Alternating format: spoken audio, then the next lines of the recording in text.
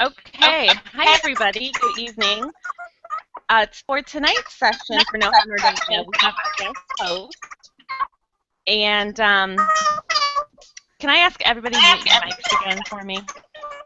And then if you want to talk, just unmute.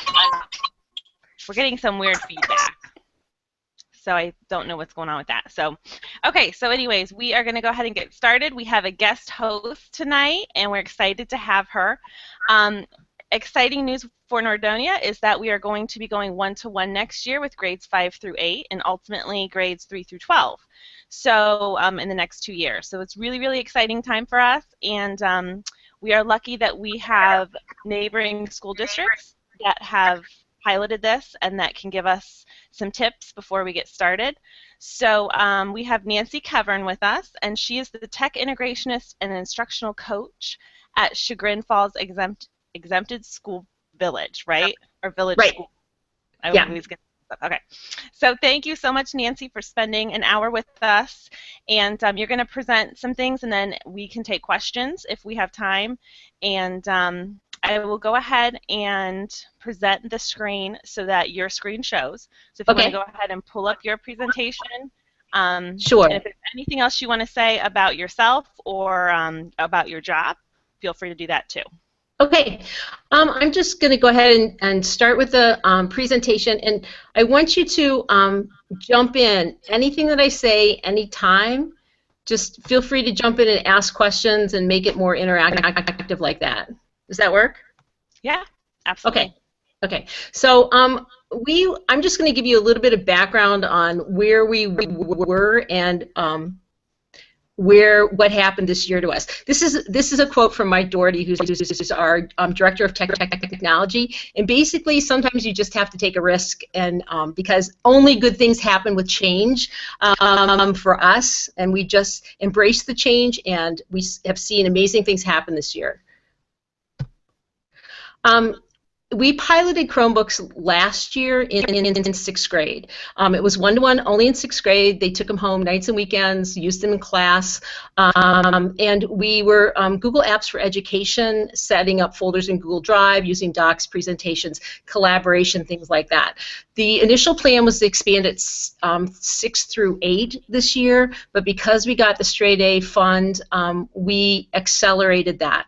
And so we used it to upgrade the infrastructure, because if you don't have wireless and you don't have strong internet connections, then it's doomed, because people become frustrated and they won't use it, and you understand that sort of backstory.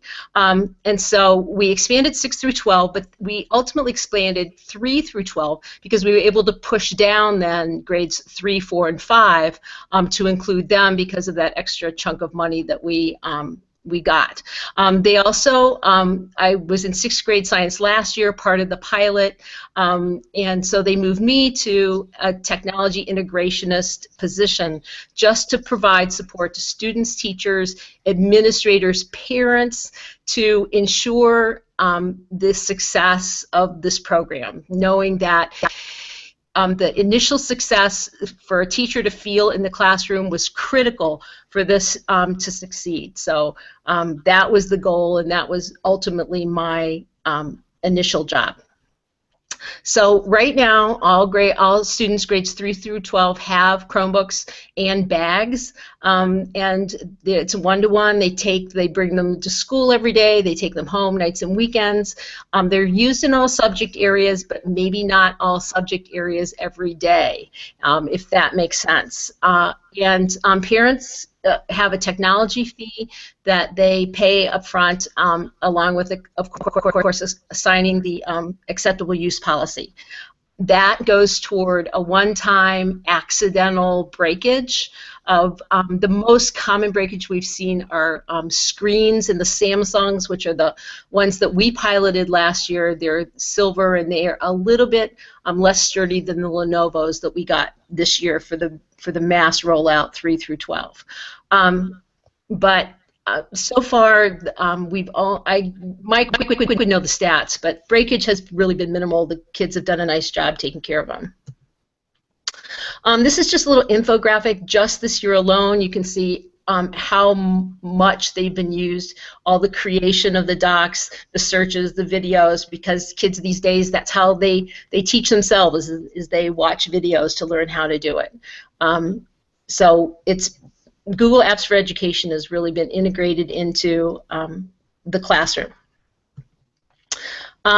We use Google Classroom for our organization platform. We don't want to call it a learning management system because when we went to the Google seminar, they emphasized that it was an organizational system. So it's free, and all teachers are using Google Classroom. They use it to communicate websites and announcements, but also they create assignments. And I'll show you a screenshot of Google Classroom if you're not familiar with it, but it allows you to create things in Word, but also in Google Docs and presentations and such. And kids can also create things and then turn them into you. 3 through 12 are using Google Classroom, and like it says there, it's integrated with Google Docs. So this is a screenshot of what Google Classroom looks like.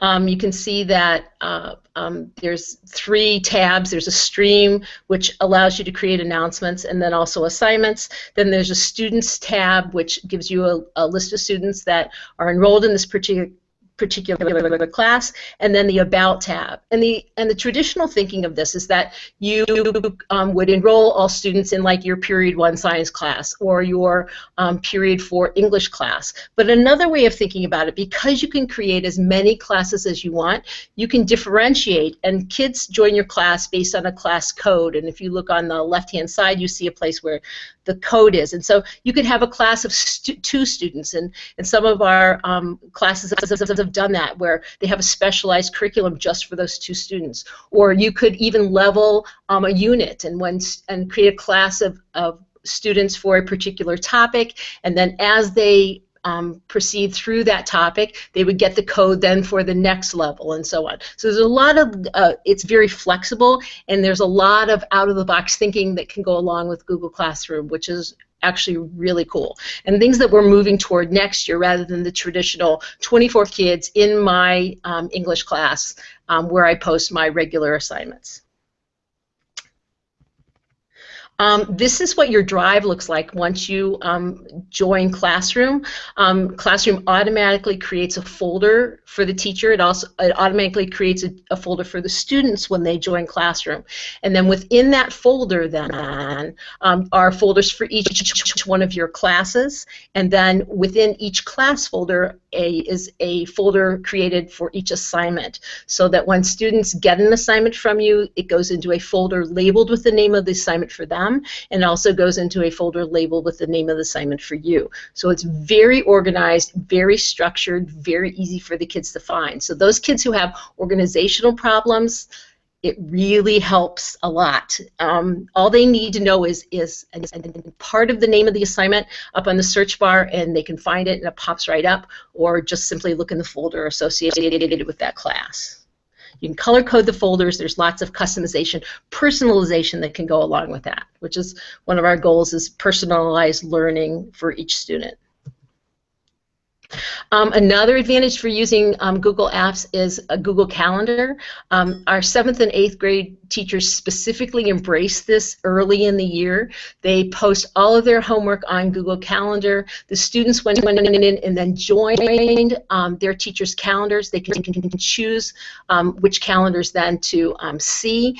And parents also join Google Calendar as well. So it's across the board, clear communication. It just would detail it would just name the assignment, and then for details, the students would have to go to Google Classroom, of course, to be able to see it. But it's just a great organizational planning tool, customization, no question where it is and what's on it, really clear.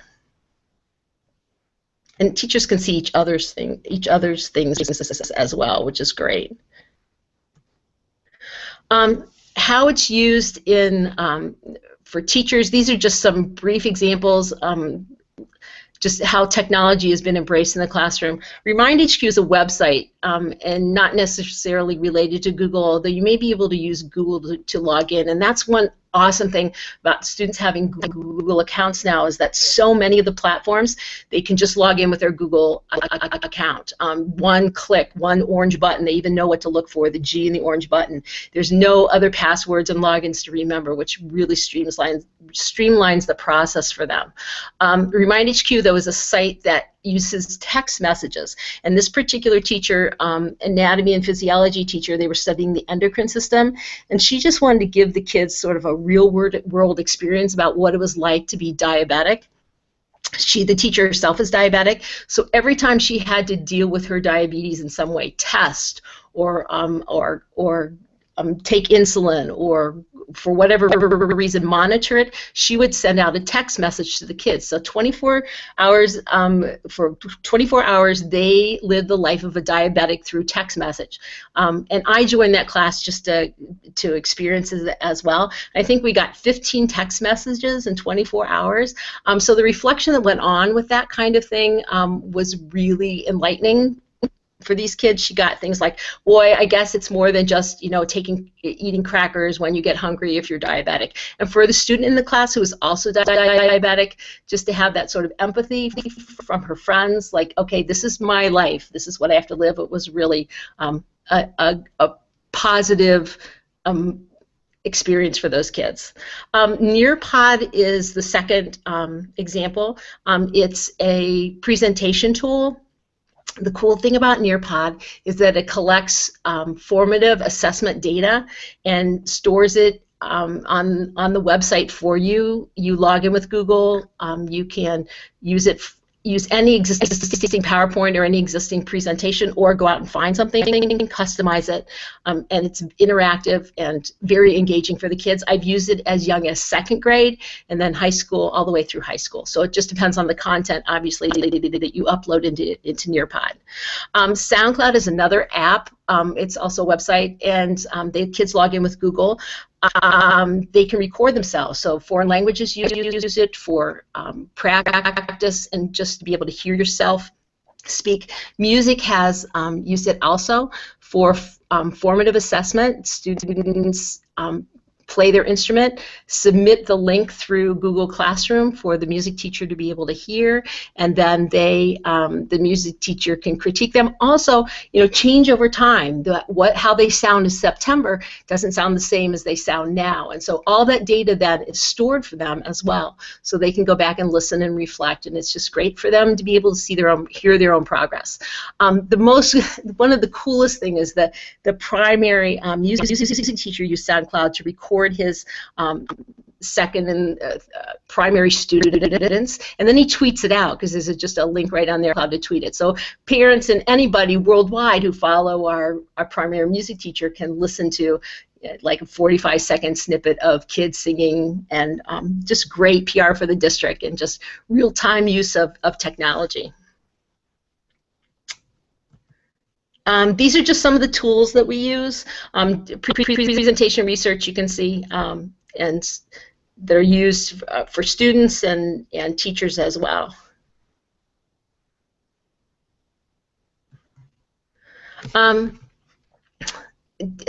Collaboration, creativity is just enhanced with technology, and so it's used on a regular basis for these sorts of things for all of our students, especially at the upper high school level. There's a lot of initiative, a lot of collaboration as far as study guides. A kid will create a doc and share it with other students in the class, and so there's just a lot of communication that's enabled with this particular tool like the Chromebooks. Some specific things. The great thing about Chromebooks is there's lots of adaptive technology. So I was able to work with a student who had trouble taking notes. He had dysgraphia and some executive functioning issues. In math, he was having trouble taking notes, so there's a tool on Google Docs called the equation tool, and he was able to use that to take notes. It's just very empowering, especially for kids, for any kid, but for kids who struggle to be able to keep up in class, or to know that if they aren't someone can share the notes with them, and also to produce a product that is equal, that they feel is equal to their peers. It looks great. It allows them to express their creativity. Just to see that kind of empowerment is an awesome thing for an educator. It's also great for kids. Like, we had a Syrian refugee, the second example. I sat with him, and he was, of course, extremely motivated to have the Chromebook. So I created a doc. I shared it with him. I showed him the research tool, which is on Docs, which pops up on the right-hand side, a little toolbox. I would type a word in the doc. I taught him the keyboard shortcuts of copy and paste. So he would copy the word and paste it into the research tool. We searched by image, so up popped the image of the word that I typed, and so now he's making an association and learning English. And so it made him feel comfortable. It made him feel excited, and just started that whole dialogue that needed to happen for him to become assimilated into our school. Super exciting thing. I told you about the flexibility of classroom, and the last example here is a middle school student in French specifically was really motivated to learn, so and has showed a real aptitude for it. So our middle school French teacher created a Google Classroom just for him, and with specific curriculum just for him. So now he will advance to the next level of French.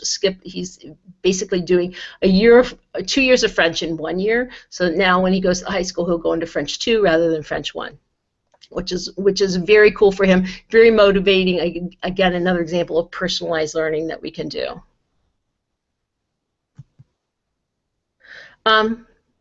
Great Textpation is our website on Chagrin, and if you go to Chagrin Falls website, we have blog posts and examples of how we're using Chromebooks in the classroom.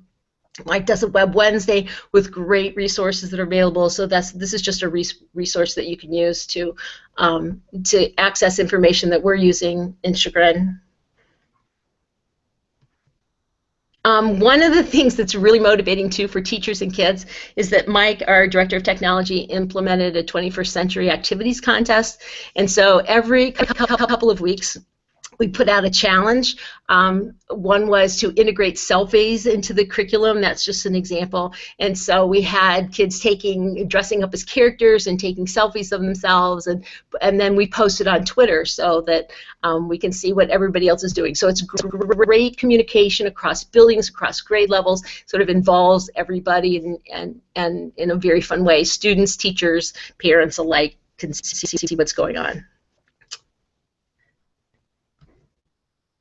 Another thing about having a device in the hands of every student is that district-wide we were able to participate in initiatives like Hour of Code. So this year, every student in the district, kindergarten through 12, even though kindergarten and first grade and second grade aren't one-to-one, through the technology teacher they were able to participate as well. So we had every student participating.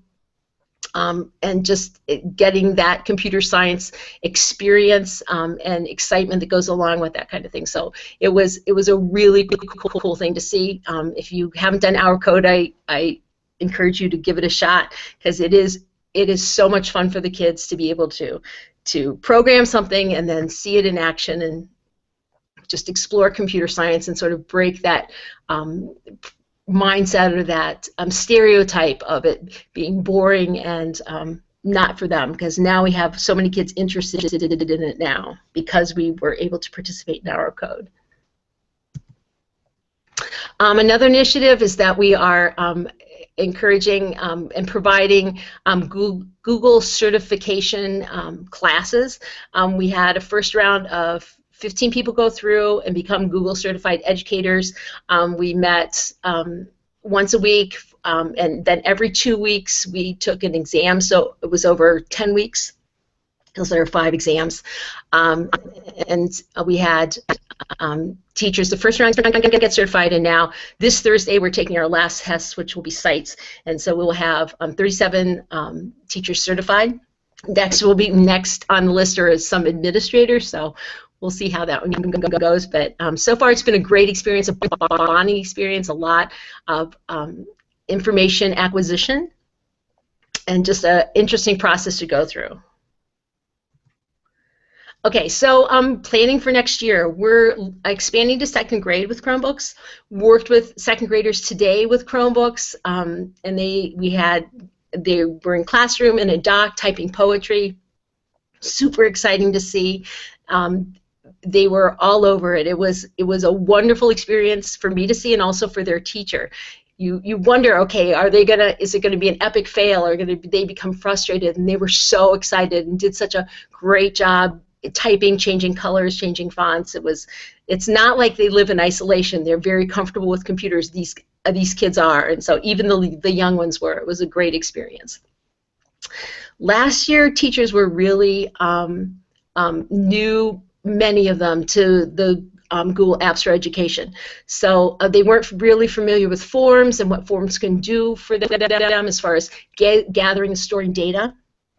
So I think teachers are looking this year to create next year their formative and summative assessments in Google Forms, just because of the analysis that's available to them and just how easy it is to administer the form, collect the data, analyze the data, store the data. We're looking to redesign a professional development model. We're piloting it now, a personalized approach where I meet one-on-one with teachers and do things that they want to do that are important to them, rather than large group sort of instructional mass presentation of personal development. It's now very personalized. So I'm working with one lady on data collection in her classroom, looking at behaviors, and then they're looking at some adaptive furniture. I'm working with the Spanish teacher. We created a Google Classroom just for her class and the sister school in Spain, where Spanish students and our American students are going to join the same classroom and collaborate docs like that. So it's that kind of thing that's important, that I can address, that are important to specific teachers. That's the model that we're looking to go to next year. And the last one is Summer Bridge. 6 through 12 are going to actually have their Chromebooks over the summer. So to make it purposeful, I think we're going to create classrooms, probably by grade level, although this is still in discussion, and post things like summer reading questions or some sort of interactives that the students can participate in. They would join the class of the next level, the grade that they're moving into, sort of as a preparation for, and then have teachers post things appropriate to the grade level that they are rising to, if that makes sense. Okay, I think that's all I got. Okay, thank you, Nancy. Well, I was wondering if like I had cut out, like I was talking to myself. No, you're there. You know, we heard you. It was lots of good stuff. Lots of good stuff. Okay. So I had some questions. Sure. First off, do your teachers in your district have smart boards? Some do, yes. Okay, and so how do they use the smart boards in conjunction with the Chromebooks? I can only speak to that because I had a smart board last year, and so I would use my smart board stack, and then many times the students would use the Chromebooks to take notes. Rather than handwrite the notes, they would use the Chromebooks to take notes on, and then for research, I mean, there's times when the smart boards, in my opinion, it's like two separate tools.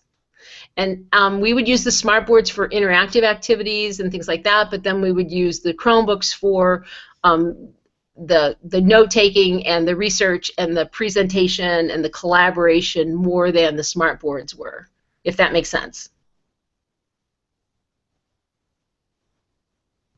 Sorry, my microphone's muted. Nancy, can you go off of screen share? I still have you in screen share. Yes, right now. I see stop. Sorry, I'm a rookie. Oh, no, you're fine. You're fine. I'm glad you prompted me. No, you're good. Okay, because we do have some teachers that have done a ton of stuff with Smartboard and with that program. And you don't have to stop. I mean, smart texts are incredible. I had a ton, and they're not mutually exclusive. They work together beautifully. I used Okay. them. I used my Smartboard all last year, Okay. and the Chromebooks too. Okay, very good. Have you had any um, parents or students or anybody, administrators even, bring up the issue of screen time with the Chromebooks? Balance is a key. There's no question about it. It doesn't replace great instruction or great interaction and relationships and all those things that make a positive academic atmosphere. And the great thing about Chromebooks is that you close them and it freezes them. So we would use them in class, the kids would take notes, and then we would close them and have discussion or do an experiment or carry on in a different realm. So I never had a student or a parent comment on screen time or having it be too much, but kids are different, and you have to address those personal needs. If there's a kid who can't be on the screen, there were times though, for example, a kid had a concussion, and so they couldn't use the Chromebook, and so then we would provide notes and adapt to it. So yeah, there were. Now that I think back on it, yes, there were times when kids could not be on the Chromebook, and that was the one example, and that was the one time. Okay. At the high school, we've had a lot of discussions about charging the Chromebooks. If a Yep. student comes to school, it's not charged. How do you guys handle that? In sixth grade, it's sort of like just coming prepared for school. You have all the things that you need for school, including your Chromebook. And occasionally, a kid would forget, and they would just take care of it. They would have a charger, or if they didn't have a charger, they would borrow a charger, and they would find an outlet and they would plug in. It really is a non-issue. There are going to be kids that on a recurring basis come without their Chromebook charge for whatever reason, just like they would come without a book or whatever things that they needed. But if you make it their responsibility, you take care of it. If it's ongoing, if it becomes a problem, then you address it one-on-one with the kid, just like you would with any other sort of issue, and with the parents, and deal with it like that. But across the board, no. Kids will come with it. If you use it in class, they will come with a charge, guaranteed, just like they come with their phone and whatever. It's too motivating for them not to come with it charged. Okay, and then I have one more question, and then I'll open up the floor to everybody else. I'll be nice like that. Okay, so math teachers. How do math teachers use Google Classroom that you've seen? We use CPM. The teachers use it for journals.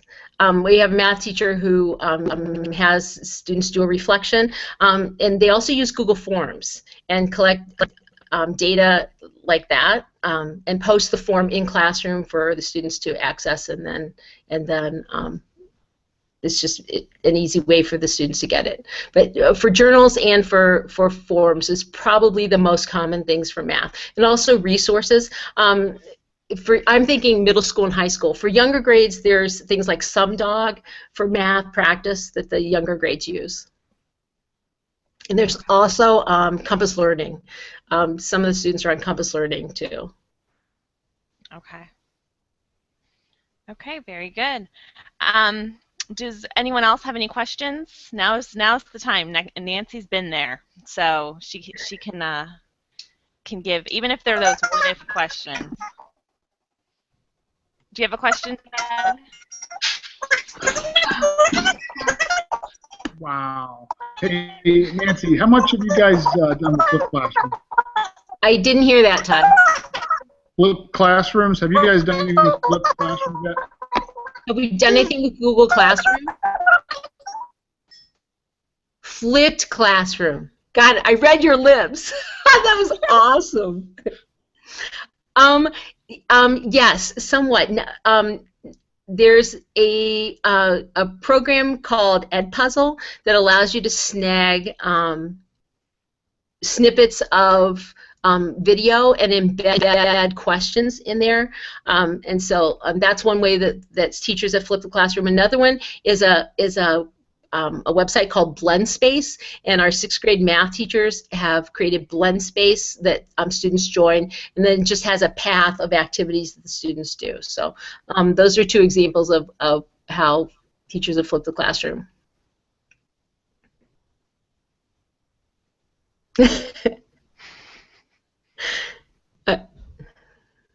Any other questions? Nancy, we're thinking about doing purchasing Pear Deck, a license for that. Mm-hmm. Yeah. Have you tried that? I haven't.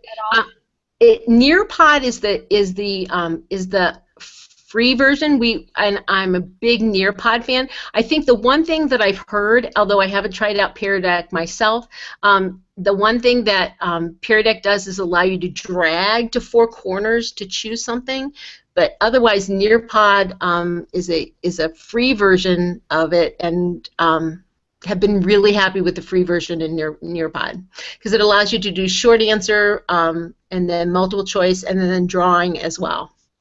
And again, houses the data, and you can create and it time date stamps every time you use the Nearpod, and houses the data of the kids that participate in the Nearpod.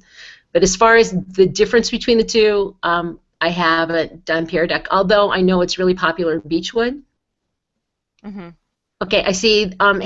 Have we used Khan Academy much?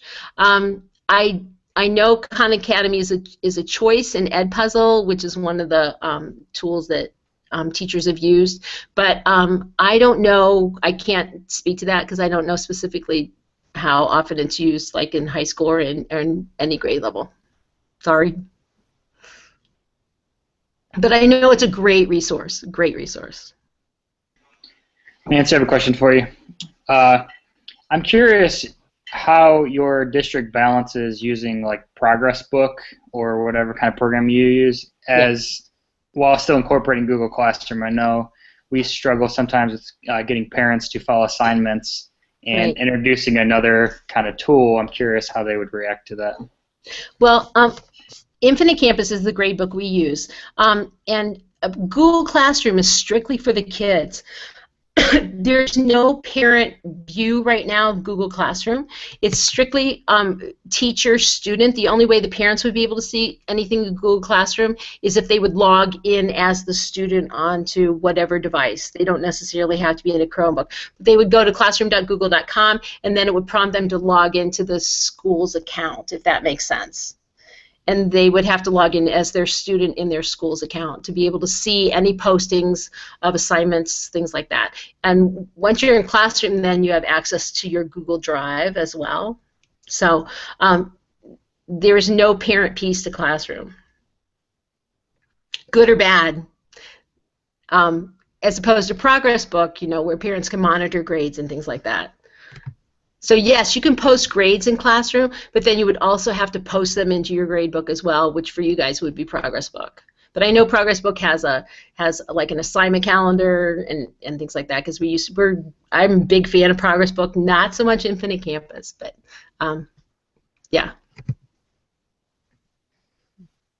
That's why Google Calendar is really good for the parent communication piece, because Google Classroom hasn't moved to that parent view.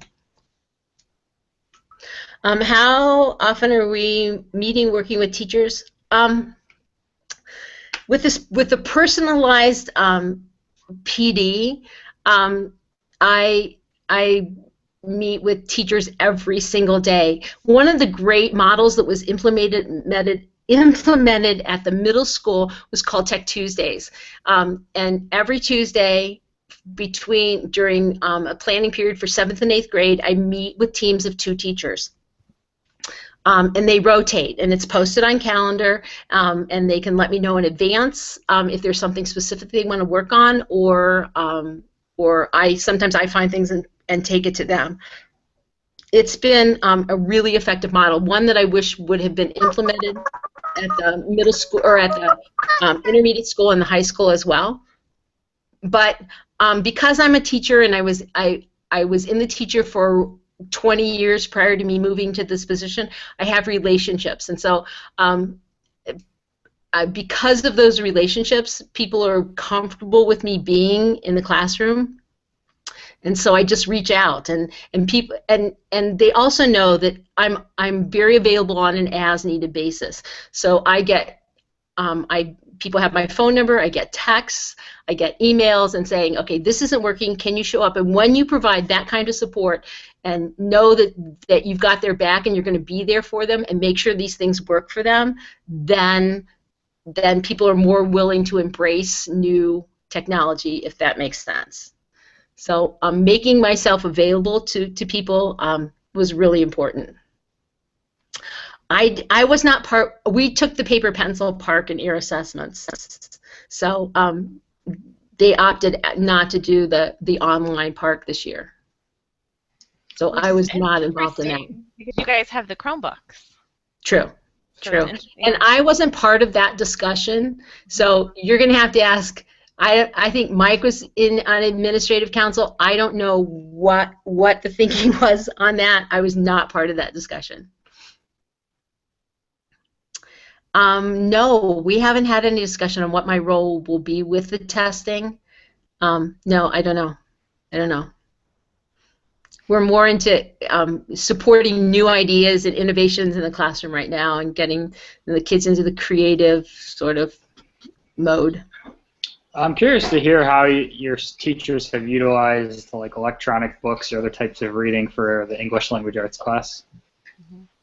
I don't know that they've accessed electronic books. That's a great question because I don't know. I think that's an option for some of the kids, but I don't know if they've used the online version of novels or not. I don't know that.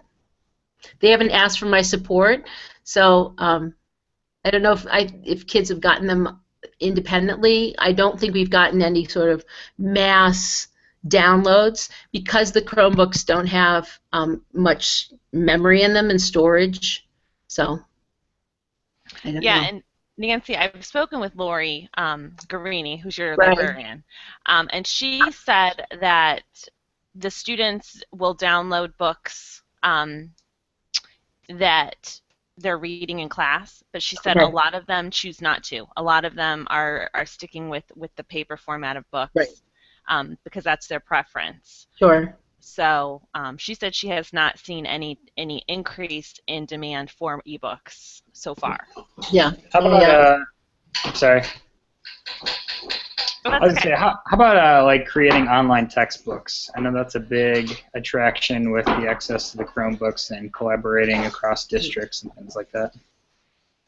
I know that our high school history teacher had students create an online textbook for one of the units they did on the Industrial Revolution, and then the students wrote questions for each other, and so yeah, they collaborated on that. I think they worked in groups of 4 on an online textbook, each one taking a different topic of the part of the Industrial Revolution. But he can speak more eloquently about that than I can, because he was. But that's the one example where I know that happened.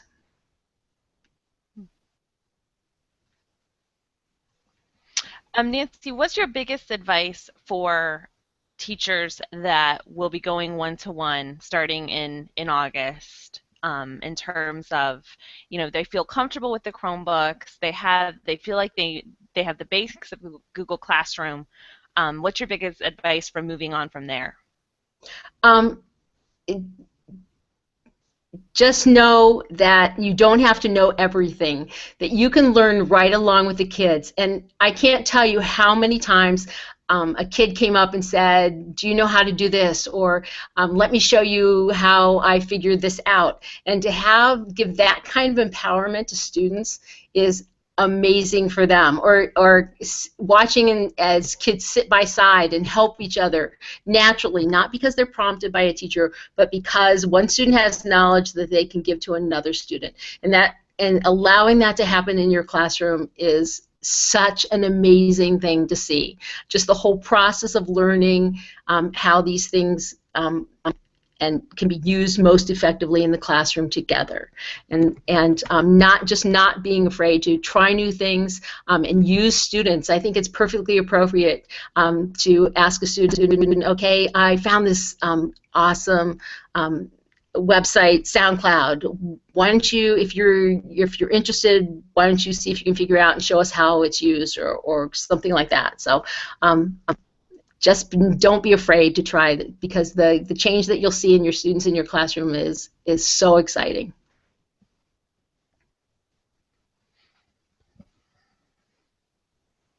Do they run into issues with like managing screens and like where the teacher is in the room and assuring that kids aren't, if I'm up at the front with the smartboard, how do I know what the kids are doing in the back row?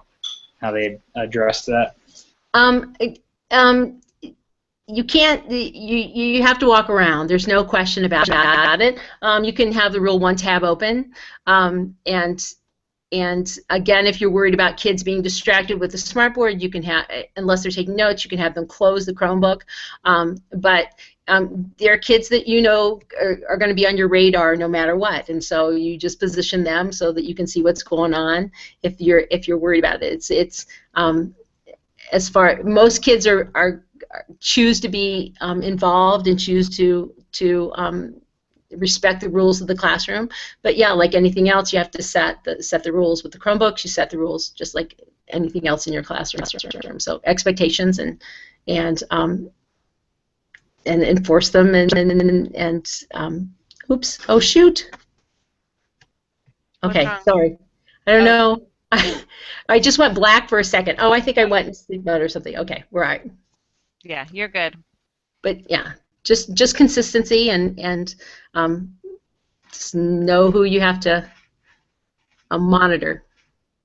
Have I worked with Pear Deck? No, not directly. I've heard about it. It was at Neotide when we were at Neotide, but I wasn't able to go to that session. But I've worked with Nearpod, which I've heard is a lot like Pear Deck, an interactive presentation tool.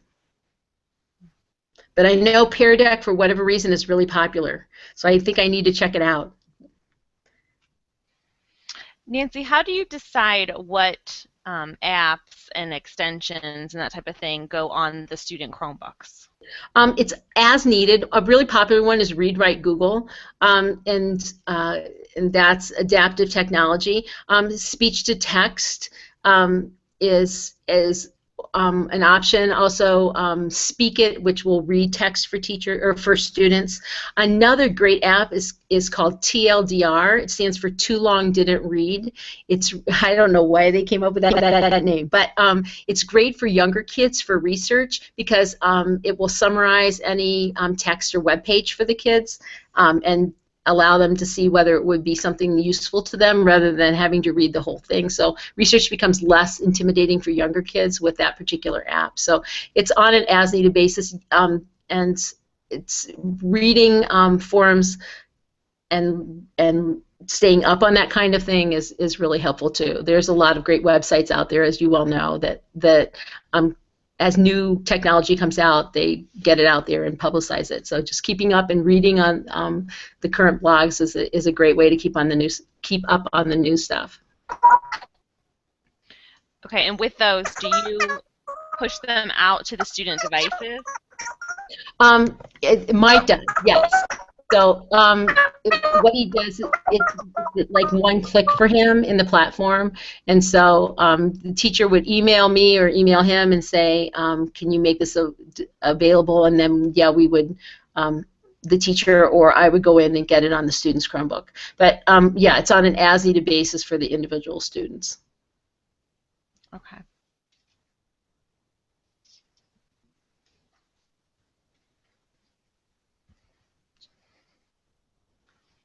Anything else you guys can think of?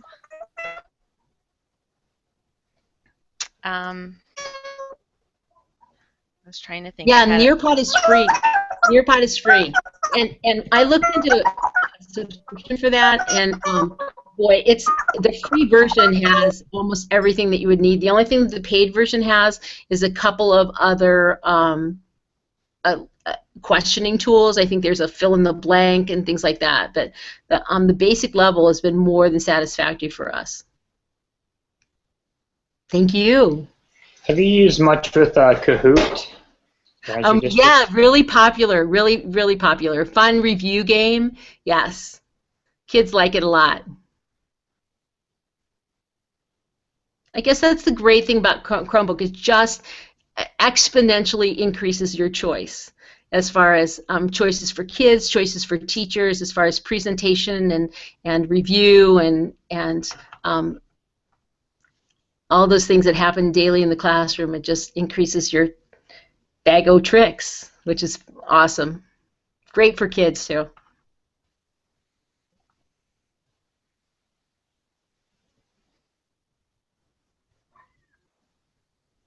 And then we talked to, before we went, started taping, Nancy, we were talking about apps like Gubrix and Doctopus and Yeah. those type of apps that will that are add-ons that can actually Right. help you grade assignments. Yes. So many, yes. Flubaroo will grade any kind of form for you in seconds.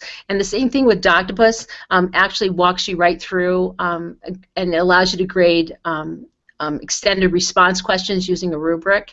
And also in Docs itself, it has suggesting mode and editing mode, where you can edit in real time. When kids join Classroom and they snag a doc that you want them to write on, you can pop in then, once the minute they snag the doc, it is in your drive, and so you can pop in there and make comments. I've seen this happen in the classroom. It's awesome. The kids, when you go in and start commenting on the doc while the kid's working on it, their face is just priceless. And highlighting, wow, great alliteration or whatever they're doing there. It's just it's fun to see. But also, boy, you see behavior change too. I mean, if you see a kid's consistently not capitalizing, and you pop in there and highlight and make a comment like, hey, you need to capitalize this, boy, you're going to see them capitalize, and watching for that on a regular basis. So just having that real-time interaction digitally seems to be really motivating for kids too. But yeah, Doctopus and Gubrick are great evaluation tools. Definitely makes life. Do you see a lot of teachers utilizing screencasting as part of? I know Todd asked you earlier about flipping the classroom. That's something I know we're interested in at our building. MoveNote is a great tool, and definitely would be. You can upload a Google presentation or a PowerPoint to that, and then narrate it. But also, students did it.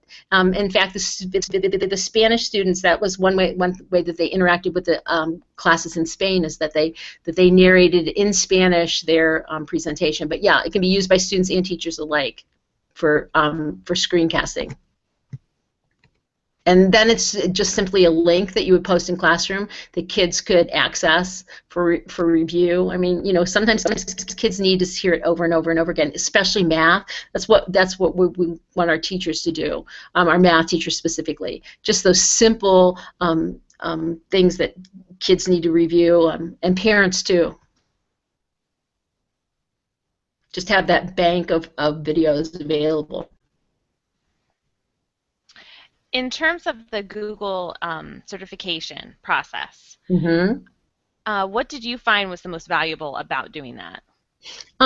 Just the collaboration that goes along with it. I mean, everybody takes away a different piece that's useful to them, and we review the material very similar to how you would review the kids. We created a collaborative Google Doc. I have a bank of questions that we created, practice questions, and we go through the practice questions together. And so just the bonding that went on. I got to tell you, the tests are really frustrating because they ask. And you get no feedback. You don't know what you missed. And it's not like you submit a question that you think is the wrong answer. So, but just the whole bonding experience that went along with that was a great thing. And you do have to pay for those, correct? I think it's $15 a test, yeah. And you need 80% to pass. And believe me, you're happy with an 80%. I've yet to see 100% on the test. So, but it's challenging, but it's very worthwhile. Very worthwhile. Yeah. That's neat. And I know they've changed the tests a couple times the last few Right. years. Yeah. The ones in the fall were the initial tests, and then the ones in the spring are the new curriculum. I don't see a whole lot of difference because I went through it in the fall, and now I'm administering them in the spring. I haven't seen a whole lot of difference in the tests, although the curriculum looks a little bit different online. Okay. More screenshots, I think, online, things like that. And the beginning of the school year, did you guys do any training with students in terms of how to carry a Chromebook, how to, you know, kind of the do's and don'ts of using it? Yes, we did. High school, we did their own digital citizenship. I took care of middle school, intermediate school. We had one from 6th grade that we sort of revamped for 4th and 5th grade, and then I went into the primary grade and 3rd grade. So digital citizenship, and yes, care. We did parent nights as well, care and expectations for parents and then students as well. So yeah, that was part of the initial startup program at the beginning of the year. Really important, and it's not a one and done. I mean, it's an ongoing process as far as care and just encouraging that, like any school device or any school supplied tool, we expect you to take care of it. And so far they have.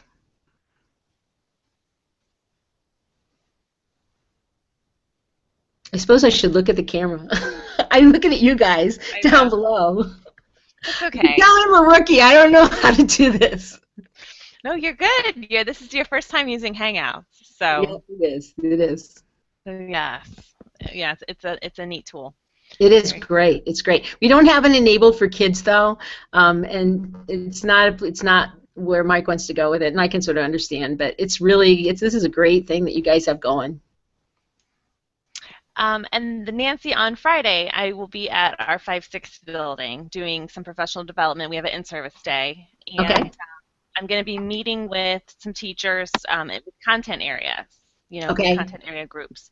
Do you have any things that you have prepared for your teachers in terms of, I'm a social studies teacher. Here are some things I can do with students using the Chromebooks. Any type of materials or anything that you'd be willing to share? Absolutely, absolutely. These aren't, well, some are content specific, yes, but some are just across the board. We work in any content area. Mm-hmm. Yeah, for sure, I can. Okay, that would be great. I'll share the docs with you. Okay, awesome, Okay. awesome. Okay, well, I'll share the octopus too, because you can get it to. Yeah. Okay. Yeah, Dawn's really. Will you pass it on to Dawn? Yeah. Okay. And then Dawn's going to become the Doctopus expert, and then she's going to do a Know How Nordonia all about it. No, I'm not kidding.